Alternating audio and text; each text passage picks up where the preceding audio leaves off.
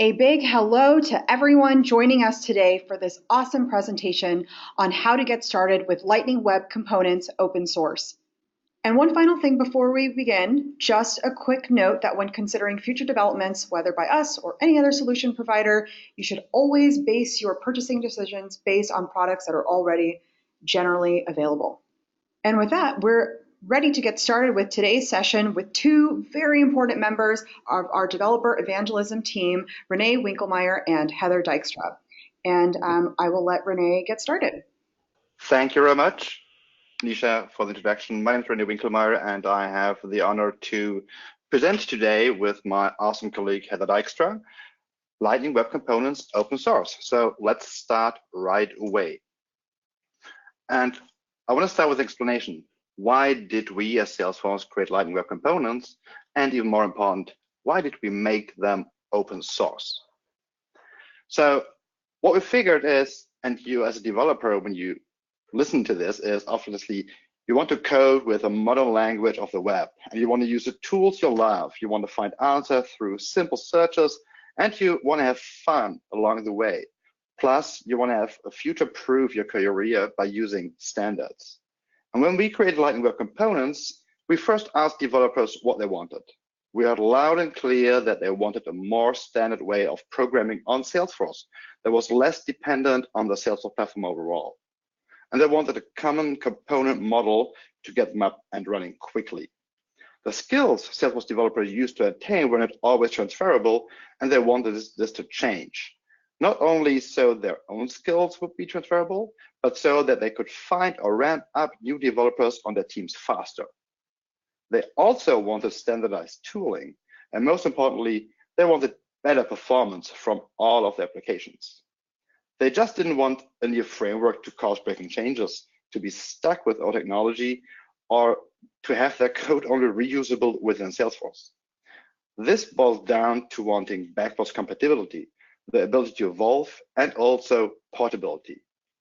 For that, we, or better, our engineering teams, developed Lightning Web Components with all of this in mind. And now we have at CreditX open sourced our framework to allow everyone to use Lightning Web Components really anywhere, not only on the Salesforce platform, but on the platform of your choice. Now, let's go back a couple of years, because there's a reason where we're coming from, right? So our engineering teams really spent a long time and intense time to research, to figure out what's next after Aura. Because before building a new JavaScript library, they took a close look at everything that was available at the time. And that was around 3 years ago. And what they saw was that many frameworks were going in the direction of component support. At the same time, the web component standards were being developed more aggressively as well. Salesforce really liked this direction, as standard web APIs and JavaScript APIs have the mantra of being backwards compatible. Rather than betting on one framework, we decided to align with web standards. And for that, our engineering team, they talked to all the authors of all the different frameworks and toolkits that you see on screen, really digging and talking in which direction are you going? What is important to you? What are you feeding back to your end users, to your developers? And at the same time, the reason why frameworks have been able to stop focusing on extra polyfills is that browsers are supporting the web component standards. And it's also that the JavaScript language has evolved greatly. The last 5 years have seen an unprecedented level of innovation and standardization, mostly driven by the W3C and the ECMAScript Technical Committee. And Salesforce is a member of both. The list of standards, and you can see them here on screen, that got developed during the last 5 years includes evolution of ECMAScript to 9 at the moment. We got classes, modules, decorators. And on the web side of things, we got web components, which are made of custom elements, shadow DOMs, and templates. So it's really a standard approach that we then decided also to leverage. Now, With Lightning Web Components open source, you really have the capability to run them on the platform of your choice. And you see a variety of cloud providers here at the bottom. We open source the pure framework. And I think this is an important emphasis because you see all the different things like Salesforce bindings and Lightning-based components that you're used to for running on Salesforce. What got open sourced is the pure web component framework, which I think is pretty exciting because now I can use my same skill set and to a big part also really the same code on Salesforce or, for example, on Heroku or AWS or GCP and so forth. Now, having said that, we want to show you actually how to do that. And this is demo time. So I'm giving the screen to my awesome colleague, Heather, which is in the US. I'm going to make your presenter right across the pond. All right, here we go. All right, so let's dive in. Thanks, Renee, for that amazing handoff. Now we're going to talk about how we actually do this. So we're starting today on the lwc.dev homepage, and this is our homepage for everything we want to do around developing Lightning Web Components open source. Right here on the left-hand side, we actually have a super simple quick start guide, but I'm going to click into Get Started because I want to show you a little bit more of the documentation that we have here, just so that you feel familiar when you get started with this. This is where you can go. We teach you everything you need to know, from how to install things all the way to doing accessibility, using third-party libraries, and anything you want to do with Lightning Web Components open source. Now, we don't have specific IDEs available yet for Lightning Web Components open source, but we do have an open source create app tool that we're going to use today to walk through and actually build out an app together. So I'm going to copy this command right here, and we're going to go to my fancy terminal, and we're going to run this command. So we're going to run npx create LWC create app, and we're just going to call our app my app. I'm going to keep all the basics. And what this is doing is this is running a node toolkit that's going to actually install everything we need to fully get started developing Lightning Web Components open source, all here on my local machine. Now, this is actually building out a full scaffolding for my entire project. And so in order to properly fill in all the details for this project, we've got a couple prompts to go through. The first thing is making sure that we declare a package for our package name for our application. We're going to stick with the default. And then we also need a description. So this time I'm going to say this is for an LWC open source webinar. Yay! We can fill in our author information. I'm going to keep my name here. We can also add in some versioning. So this is really important if we're going to keep working with this app long term. We'll stick with the basics. Now, Lightning Web Components open source is open source, and so that means that sometimes we need to include a license. And so this tool gives us the ability to select an open source license for us, and we're going to keep with the standard MIT license here today. The tool is also built to help you sync in with GitHub, and so we're going to keep our basics here. This is actually auto-populated from my computer. But I am the owner of the repo, and that is going to be my repo name. We're going to stick with my app everywhere. Now, this is an important step. We can actually select different package managers to develop Lightning Web Components open source with.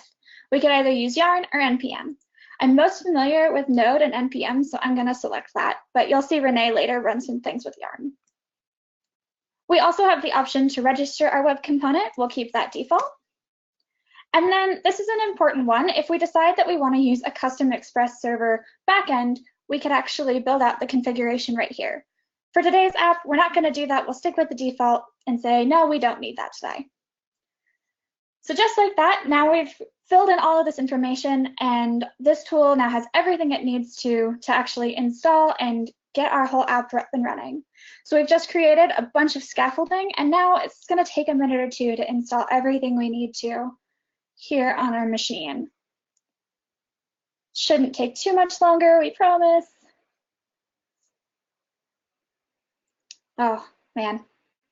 You just need fast internet, that's it. All right, here we go. We created the app. All right, so I've created the app, and I'm actually just going to change directory right into that application. And then I don't even want to look at the code. I just want to run the app we just created. So I'm just going to run npm run watch. And this is going to run our application. We're in that folder. This is all live. We're listening here. So let's actually go back to our browser, paste in this and see, okay, we were successful so far. We have just created our first Lightning Web Component open source application. It's really basic. We're just using all of that standard scaffolding from that toolkit. We've got a hello component here that's rendering hello in a couple of different languages, and then some other information here. But most importantly, we have a line of text here that's telling us where we can go to actually edit this file and get really hands-on and get into this. Okay, so this is pretty cool. Renee? So what I want to add is in here, because we're actually running a web server. So the LWC Create app tool includes, for your development purposes, the Webpack dev server. So with all the capabilities that you may know from Webpack, which allows you, or which we leverage also in here, is like live development mode, hot reloading, and all the nifty things that you can do with Webpack, which is pretty nice for getting started. Yeah, definitely. All right, so for right now, we're actually gonna quit this. We'll come back to it. We'll rerun it in a little bit. But we actually want to look at the full scaffolding of the entire repo. So I'm actually going to open this in VS Code, only because VS Code is my preferred editor. I don't have anything fancy happening here. And what we wanted to talk about next is a little bit of this opinionated structure that has been defined for us by this tool. Yeah, so what I want to add is, so I just want to unveil here, I'm the author of the tool, and I am really opinionated. What I think is super important is when you set up a new project, you should adhere to the best practices that you can find in the industry. And for that, we added a bunch of configuration files, which we think are super important to have a real well-running project that goes from your Jest configuration for unit testing, as well for predefined configuration for prettier. And I think it's your turn, Heather. I just want to mention it. You will find a ton of configuration files in here, which all make sense for this type of project, which I think is, again, super important. Yeah, definitely. So Renee just mentioned the prettier file. This is super helpful for making sure that our code actually looks really good if we're using prettier extensions. Our Jest configuration file, in case we're writing lots of Jest tests, which I hope we all are. We also have some other files that Renee didn't mention, like our ESLint file, which is giving us the ability to use the LWC rules that we created for Lightning Web Components. And so since this is our open source framework, we're actually able to use these same rules here on our app. And this is just really helpful for using ESLint. We also have our package.json file. And this is one of the files that was created when we went through that tooling app and filled in all those details. So you can actually see this was what we typed today, LWC OSS webinar, as our description. And this has a lot of other things in it, like our dependencies, our licenses listed here. So this is a really great area to have all of our information all at once in our package.json. But we also have something important down here at the bottom, and that's this script section. And this is actually all of our configs so that we can properly use the LWC services here to build and test and serve everything that we want to without having to write this every time in our terminal. Renee, did you have anything to add here about LWC services? Yeah, so can you scroll up a bit first to the dependencies at the top? Yeah. So what you will see here on line 8 is that this project has only one dependency, and this is LWC services. So what's happening here with this tooling is that all the things like Jest, Webpack, Express, and a couple of things that aren't in there yet, or that I can talk about yet, are bundled within the single dependency. So instead of having to take care of, oh, which dependency do I have to update? What do I have to monitor? What do I have to add? Which can be sometimes cumbersome, as we all know.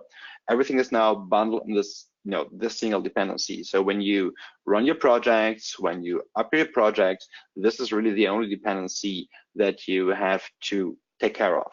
And when you scroll down again in the package.json to the script section, you see, like for example, in line 40, the LWC services build is really a single command that creates a production Webpack build for this LWC based application. And the same is like on line 46 and forthgoing is all the options that you have with just testing, because we're just bundling that so that you as a developer that have it's really easy at the end, right? You don't have to worry about all the moving parts. It's just one dependency and that's it. And this is just a pattern that you will find across many other tools. If it's, for example, the Vue CLI or Create React App, right? It's just really the same pattern that you may be used to from other frameworks too. Yeah, I love it. Thank you for all your work on this. All right, so we've got our project structure all defined. But the real work actually starts for us today within this SRC folder. And so this is where we're actually holding all of our source. Who knew? And I want to dive into our index.html file real quick, because this is our base page. And it looks like some pretty simple HTML. This is what we're all used to.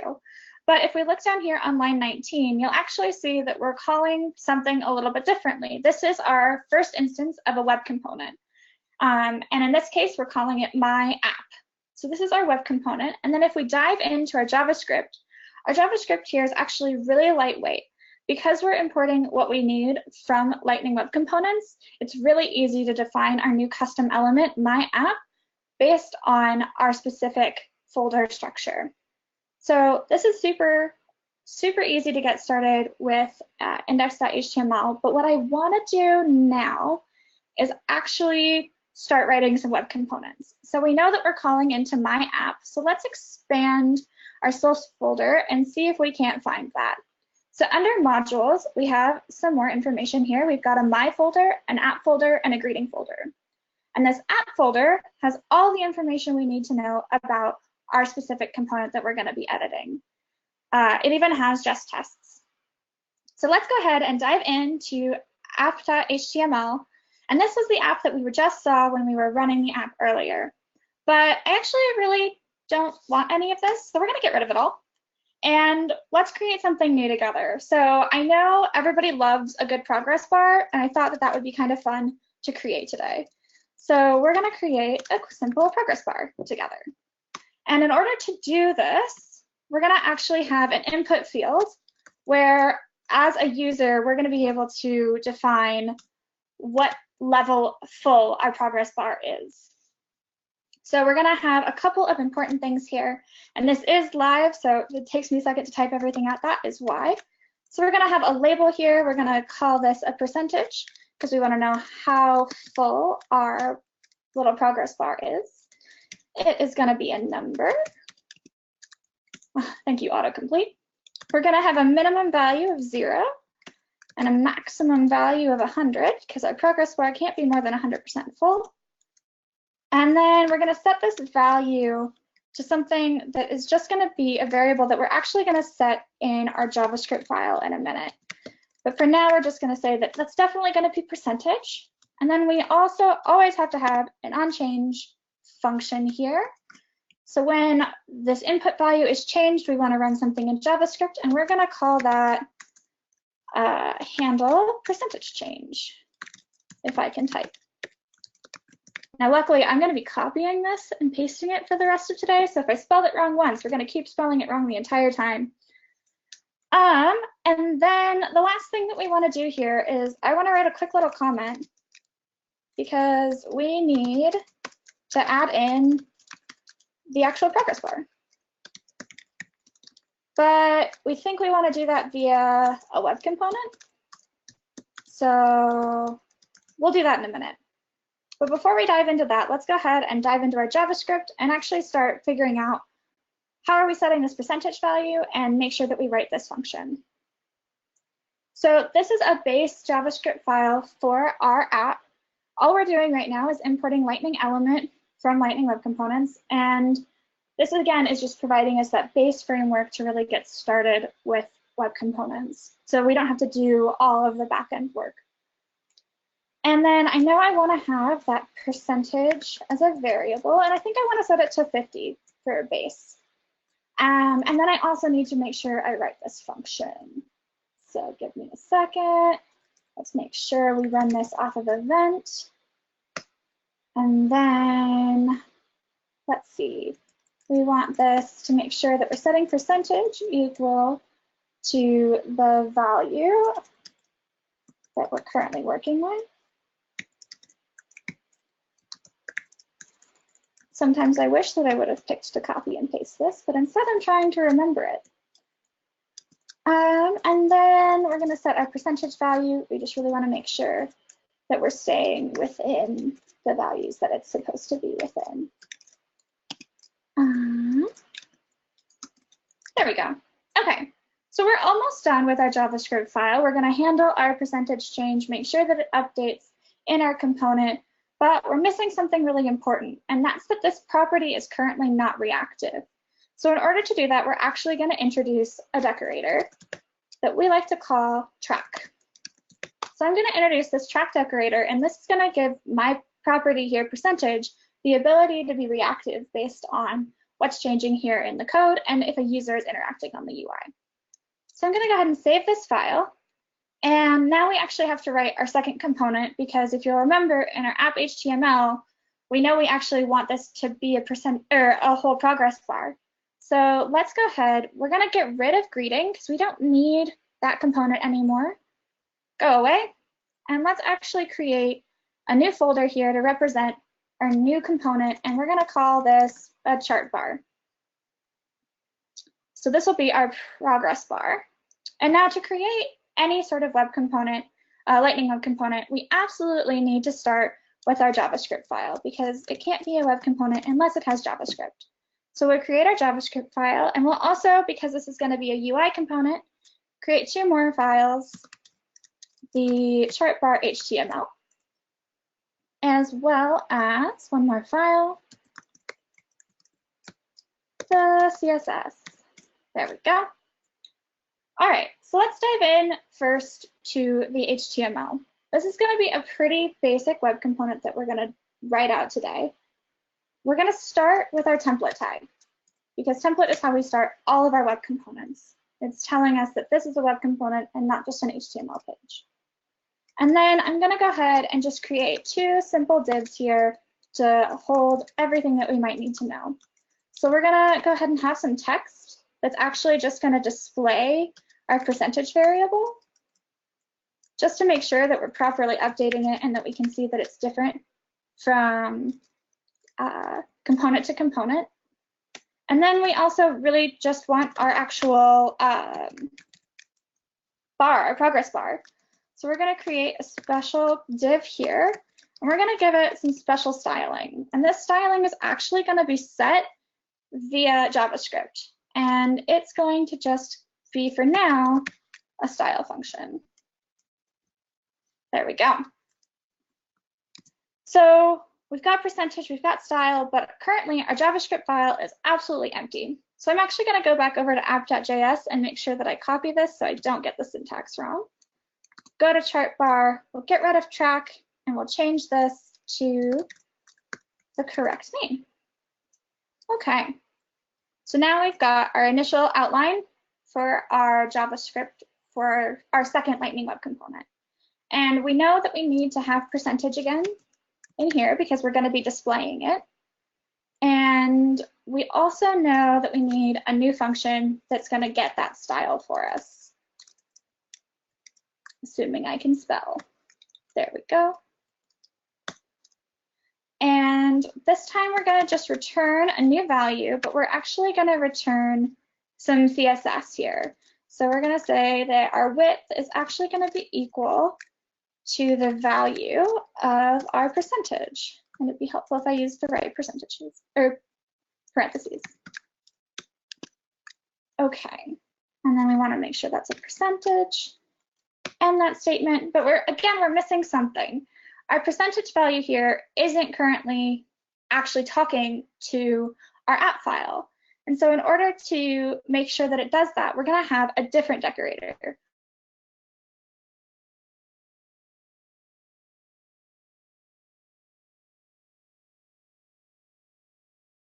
Okay, we have one more quick thing that we got to do. Because this is just a div that we're going to make into our percentage bar, we actually need to go ahead and give it a color.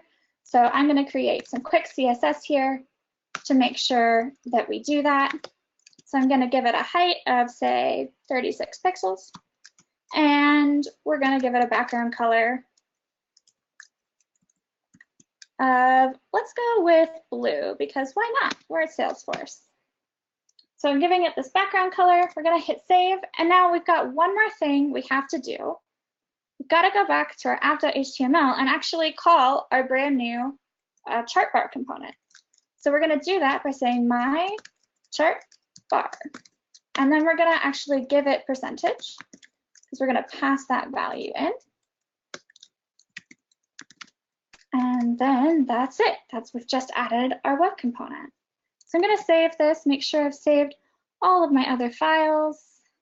I think we're in good shape. All right. So assuming that we just did all of that live correctly, if we go back to our terminal, run watch one more time, we've rebuilt it, we refresh our page, we now have a progress bar and it's reactive. So as we change the value here, we're actually seeing that the number here is changing and that the amount of the progress bar that is filled has been changed.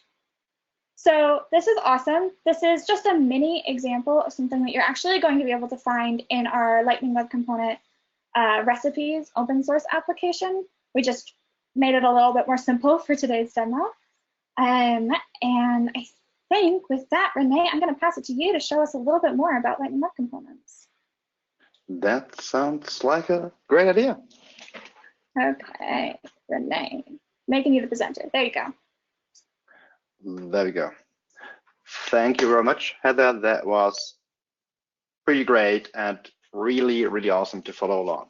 So after you saw how you can spin up your first Lightning Web Components open source project and actually create or modify Lightning Web Component, I want to talk a bit more about the tooling, because it's one thing to develop Lightning Web Components or UI in general, but it's also similarly important to understand the tooling. And I'm starting here on the script section of the package JSON that Heather showed previously. And I want to go back to the LWC services tooling. So what I heard in the last couple of months was like, oh, that's pretty amazing. You can have a quick start, but what is actually possible with the tooling and how can we use it, especially when I don't have that much experience using tools like Webpack.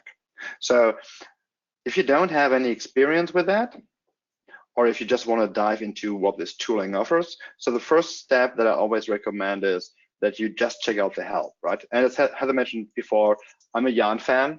I migrated from NPM at some point, but that's just a matter of taste.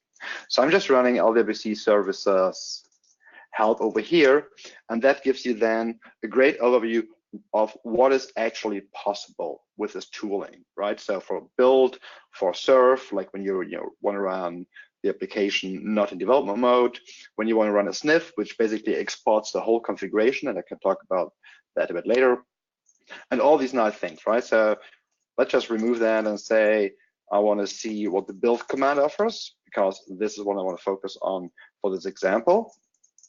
And the build command has a couple of options, right? You see some of them already above here, the -m flag for mode, which in default creates a development build, like not minified, not compromised. So it's like, really small. It's like a big file. You don't want to have that in production, right? But you can actually, with a simple flag, use the built-in Webpack capabilities to create a real production build for that. I want to show you what that means in terms of also how it happens in the browser. So let me actually clear that. And I just want to run Jan, Bill, just do Jan watch. It's basically the same. So I'm using the same capability that Heather has. Because I'm using Z shell, I can just click here, which is actually nicer.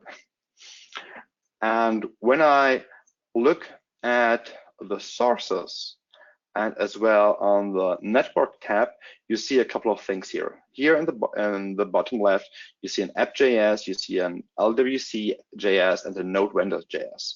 So what Webpack, and with that basically the LWC services module is doing for you, it bundles all the code that you're using, Lightning Web Components, as well as possible third-party libraries that you can add just via Node to your application. It bundles that into dedicated JavaScript files. And when you look on the network tab, I'm just doing a hard reload, you see that all three over here get loaded separately.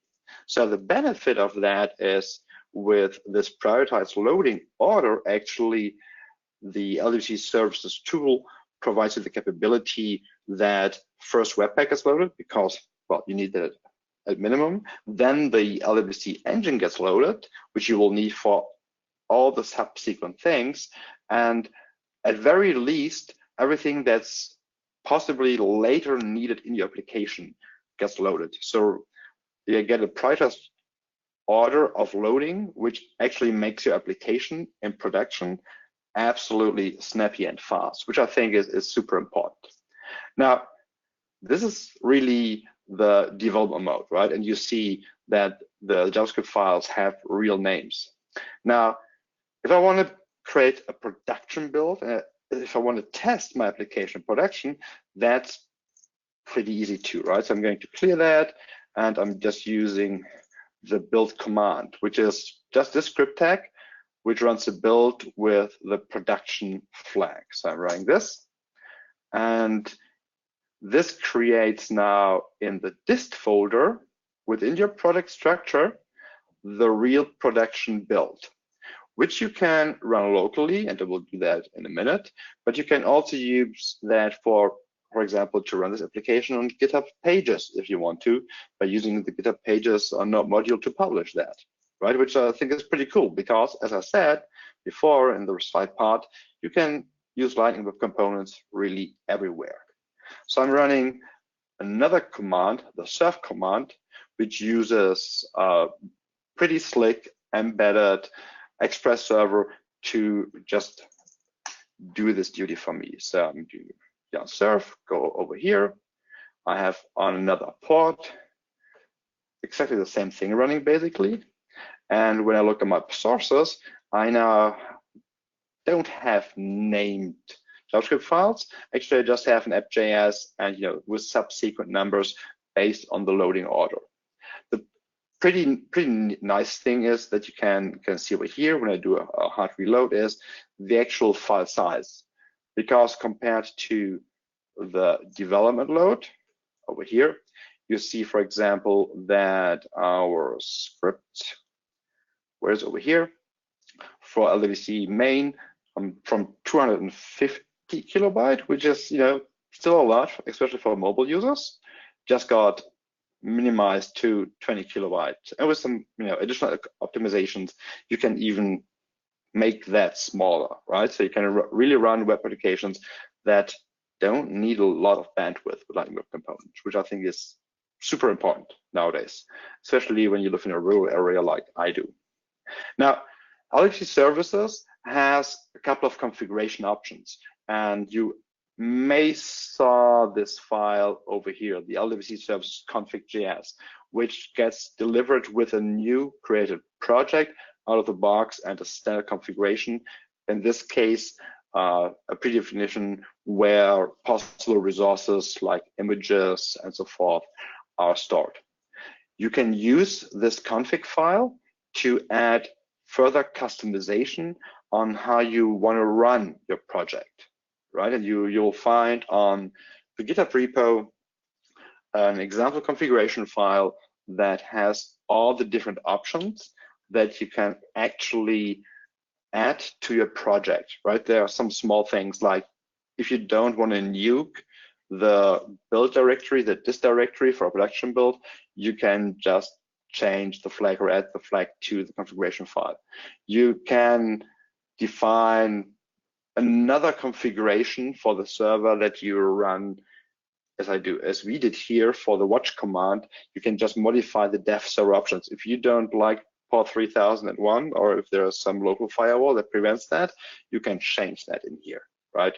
So it's a pretty simple configuration file that really allows you to further customize the experience.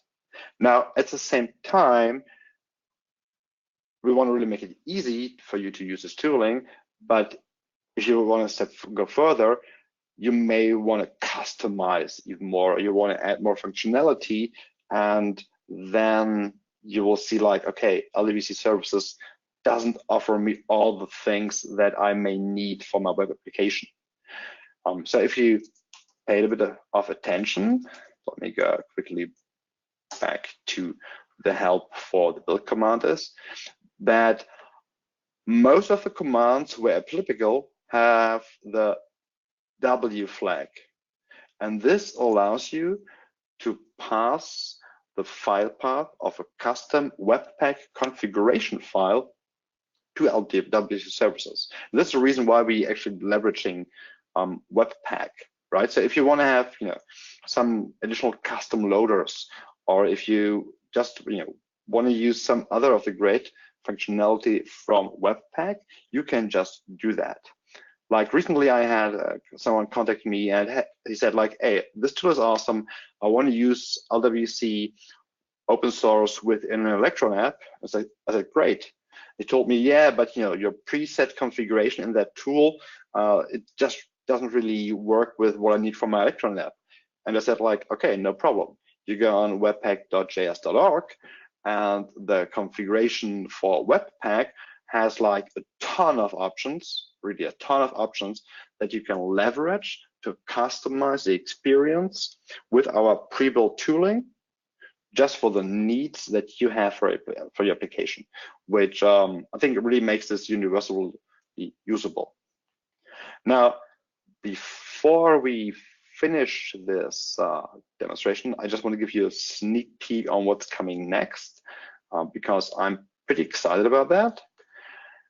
For those of you who have really sharp eyes, there's a small thing that we haven't talked about yet. And you see that, for example, in the lint script over here. Here's linting built in for TypeScript. And in the next couple of weeks, I'm going to release a new version of LWC Create App, which will include TypeScript support for building Lightning Web Components open source, which I think personally, this is my pet peeve. I think it's super amazing to use TypeScript so that you have actually safety when you write your code. And we also will integrate integration testing capabilities using WebDriver IO. So if you really want to add regression testing across multiple browsers, so not only unit testing with JS, but even going a step further, that will also be added into the LWC services tooling, which I think is pretty amazing, especially when you start leveraging this piece of technology across multiple environments, not only in Salesforce, but on Heroku or GCP or whatever your preferred provider for running web applications is. And with that, I would say, if you want to learn more before we open Q&A, we highly recommend that you go to lwc.dev, which is your one-stop shop for getting started with Lightning Web Components. Nisha, do we have Q&A? Yep, we do have a few questions. First question is, installation that happened in the create app command is a one-time activity for local machine, or does it have to perform all the time per project? So this is a good question. What we showcased was the installation using npx, which basically really pulls down the npm package for LWC Create app every time from npm.js, which I think is also really good, because sometimes updates get pushed, and if you install locally, and you don't update it, then you have pretty good chances that you run an old version at some point, right? And this is like why we do that. Having said that, in the near future, with the new release that will support TypeScript and WebDriver IO testing, I'm also going to rename that project. It will then be moving from LWC Create App to Create LWC App. And some people think like, oh, why? Just because it's then easier for you to run that, right? You can just then run an npm init LWC app, which is A, shorter, and B, under the hood also uses npx. It's a more common use case, yeah. But in short, yes, you have to run that every time, or you just copy and paste your projects. But I actually recommend to really run that freshly every time. Just a couple, just 2 minutes. Sweet, thank you for that answer, Renee. Can we publish this app on Heroku? We can publish this app anywhere we want because it's open source. So whether that's on Heroku or on AWS or as Renee brought up at one point, GitHub Pages, that's the beauty of this technology that we're releasing. Exactly. So what I want to add is when you go to lwc.dev, you will also see a link to the recipes, and maybe I can just quickly go there. Hang on. lwc.dev. So, and in the guide, we have a recipes link, right? This is a recipes repository on github.com/apps where you can dig all the goodness. And here's the recipe sample application, which is actually running on Heroku, right? So it's really, as Heather said, it doesn't matter, right? GitHub Pages has no real server that you can manage or leverage, but you can actually use it everywhere, which I think is really, really amazing. Great, thank you. What are the differences between Lightning Web Components open source and Lightning Web Components on Salesforce? So that's a good question. I think there are some nuances. So first of all, the framework itself is the same, right? So the core technology is exactly the same. It doesn't matter if it runs on Salesforce or on my local Node.js server here on my machine. So there's no difference. What is different is that on Salesforce, we are providing some additional functionality like access to Salesforce data built in with some pre-built ES6 modules, for example, or that you have Lightning-based components, right? This is capabilities that we offer on Salesforce, which we don't offer with open source, just because it's like the framework, which is open source. Great. Can I use any CSS with Lightning Web Components open source? Yes, but so yes, you can use any CSS with Lightning Web Components open source. That's for sure. And as Heather demonstrated really well, it's that you have with Lightning Web Components your you bundle your CSS. I think it's actually really good that I'm on this page. So let me quickly inspect this code. So for those of you who don't know, web components are based on a couple of different standards. One is custom elements, as you can see here. So let's just make it bigger. So we have a custom element which is called UI card. And another part of that specification is also using the shadow DOM, which actually means that this custom element and all its subsequent nodes are really self-contained. So when I'm going to open the shadow root, you will see that I have some CSS in here. And this CSS is really bound to my component, right? It's not bleeding down to any child components, which I think is pretty great because it really means that I can just drop this custom element anywhere and the style doesn't change. The shadow DOM has also an influence on how you can use CSS, because you just can't say, okay, I have a global CSS file and I'm just using some different tags within my web components. This is just not possible using the shadow DOM. There is an escape because we also offer something that is called a synthetic shadow. So in case you don't want to use the native shadow DOM, and this is well documented where and how you can use that, right? So you can use any CSS, but you can't just drop a global CSS file and then use that across your web components. You really have to specify, and you should specify that per web component, at least at the current stage of the web component specification. Great.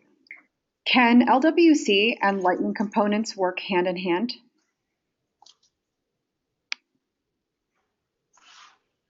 When you're developing on platform, yes, but this is a webinar about Lightning Web Components open source, and so we're talking more about how you can do this off platform. Not really talking about on platform, but when you're working on the platform, yes, they work hand in hand just fine. When I download and install the tool developed by Renee, I get all the other dependent tools. Like, do I get all the other dependent tools like web server, etc.? Yes, basically yes, right? So maybe I can just do a small escape to LWC create app. And you can actually inspect that in my packages. And LWC services is the one that contains everything. And in that package JSON, if you want to dig down, you see all the things like on the screen that you don't have to take care of if you run this tool, basically, right? Because it's all bundled in here. Otherwise, you would have to add most of this to your project manually or figure out what's needed. And LWC services really takes care of that you don't have to worry about what is needed as a dependency or as a dev dependency in my project. What are some Lightning Web Components limitations? I am not sure what this question may mean. Heather, do you? No, sorry, I was trying to say yes to a different question. I also do not totally understand the context of that one. Okay. So posting on the Trailblazer community would be the place to get the answer to that question. Okay, great. We can move to a different question. How does Lightning Web Components connect with a Salesforce object? Do you want to take that, Heather? Sure. So when you're working with Lightning Web Components open source, you can connect through lots of different means using Salesforce APIs. We hope to have some content in the near future that will show you exactly how to do that, but we're not quite there yet. If you're using Lightning Web Components on the platform, then you can use the Lightning Web Component data layer there to actually access all Salesforce data that way. So that's a little bit of a confusing question because there's two different ways, but happy to answer more in depth online. Question about TypeScript. So what is the difference between JS and TypeScript, and what are the benefits? That's an interesting question because it's not related to LWC. So, but this gives me actually the opportunity to talk about the TypeScript support. So first of all, with TypeScript, you get type safety, right? So if you have a parameter and you define that it's a string, then you will get an error if you try to pass a number. I mean, this is the most basic example, right? While in pure JavaScript, you can basically pass in everything you want. At the end, TypeScript just gets then transformed down to JavaScript anyway. I mentioned before that TypeScript will be added to Lightning Web Components open source, or at least to my tooling. But some may have this question, or may hope that it will get added also to Lightning Web Components on platform. And current state is that this will be never supported natively in the platform, just because TypeScript has. If there would be no breaking changes, I think that could be an opportunity that we will have TypeScript on the platform, but that's a really different story, right? So just want to clarify that TypeScript for off-platform for open source is there or will come really soon, but not for on-platform. How do I access a database from an LWC app? Well, you would basically just talk to a REST API, right? I mean, at the end, Lightning Web Components is a UI framework that gives you the standard capabilities like every other UI framework. And then you would just talk to, to another backend server, like an Express server or whatever your server is that is hosting an API, and you would then consume this API basically. You don't have access to database from the UI of a browser. I am a real newbie in Salesforce development. Any tips about where to start to begin developing LWC? I guess JS will be the first step. What else should I do? So if you want to start with Salesforce development, yes, Lightning Web Components is a good place to start. And so I'm so grateful that you joined our webinar today to learn a little bit about developing Lightning Web Components open source. But if you're really starting to get started on the actual platform itself, we highly recommend going to Trailhead and finding things that you might want to look at there, such as how objects work in Salesforce and how to get started with Apex and some of the other technologies on our platform as well. Absolutely. I think that's the first distinguishment that you have to make, as Heather mentioned, is you're absolutely new to the platform, then you should learn the developer beginner trail on Trailhead to get started with things. And if you're more proficient in that, like Heather and myself, we wrote some of the intro to Lightning Web Components for on-platform Trailhead projects and modules and kickstarts. There are some other great out there which help you to get on started how to leverage this technology for on Salesforce platform. Great. And we have a question about how to connect on with Salesforce developers on LinkedIn or Twitter. We are on both LinkedIn, Twitter, as well as Facebook and YouTube.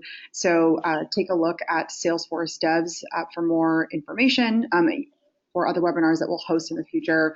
And the YouTube channel for when we post the recording of this video online. Can you briefly talk about what examples the recipe application contains and highlight a few important ones that deserve a more closer look to understand the concepts? Sure, let me quickly go back. So recipes, well, it's basically the counterpart of what we build for on-platform. And it just really shows the basic concepts on how to use Lightning Web Components. I think the most important parts that you should look at are how to use child-to-parent communication, like how to use events with Lightning Web Components, as the other way around, how to use some kind of composition and how to communicate from parent components to child components. I think these are the real core ones that everyone should understand. Anything to add, Heather? I just wanted to add that API property component is actually the component that we developed today. Exactly, right? With my Met CSS skills, it looks like not too It looks amazing. Can we overwrite the dependency in our package JSON? I mean, to use a different version in case if needed? Sure. You can add that anytime, right? That's absolutely no problem. If you want to, you can do that. Currently, it isn't possible to style inner elements of standard components, e.g. Lightning Card, which requires us to recreate standard components or the static resources to style the inner elements. Is there a plan to support this in the future? So this sounds like a question for on-platform development, not for open source, but I'm happy to answer that. So in short, the question is, can you modify base Lightning components or Lightning-based components on Salesforce platform? And once the specifications for CSS vars or for a couple of things on web components are more shaped, I think there is something planned, but that depends on some evolvement on web standards, right? So because currently it's a web component. And as I mentioned before, when I talked about CSS, is per definition, you can't modify them. because that's the charming part of a web component. It is a self-contained thing. So there's no thing that you can say, okay, I'm just changing whatever property or whatever styling and then reaching to the DOM of the web component to modify that. No, that's not possible, and because that's how they work. Right. In this case, it's a feature, not a bug. Exactly. And so before we move to conclusion, Heather, Renee, do you have anything else that you'd like to add or address?